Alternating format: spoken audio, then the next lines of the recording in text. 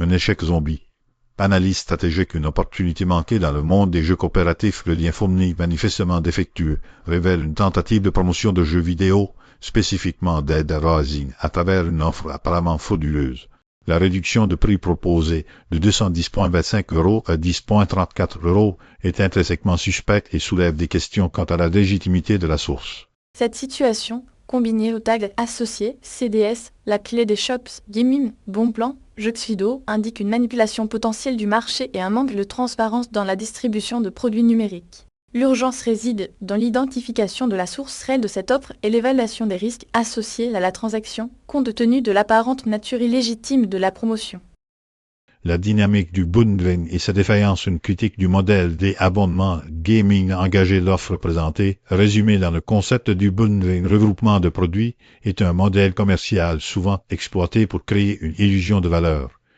La proposition d'un prix significativement réduit pour un jeu vidéo, en particulier un titre populaire comme Dead Rising, est un indicateur fort d'une opération potentiellement illégale. L'écosystème des plateformes telles que Humble Bundle, la clé des shops et Bon Plan, bien que populaire, est susceptible d'être utilisé pour diffuser des offres non vérifiées et parfois frauduleuses.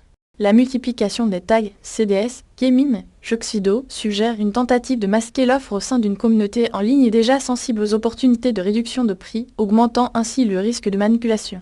Une analyse approfondie des pratiques de cette plateforme est donc cruciale.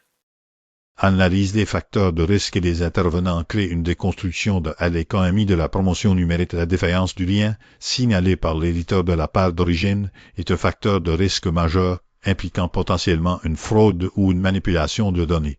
L'association avec des acteurs tels que la clé des shops et Bon Plan, connus pour leur modèle d'abonnement et leurs offres promotionnelles, accentue la suspicion.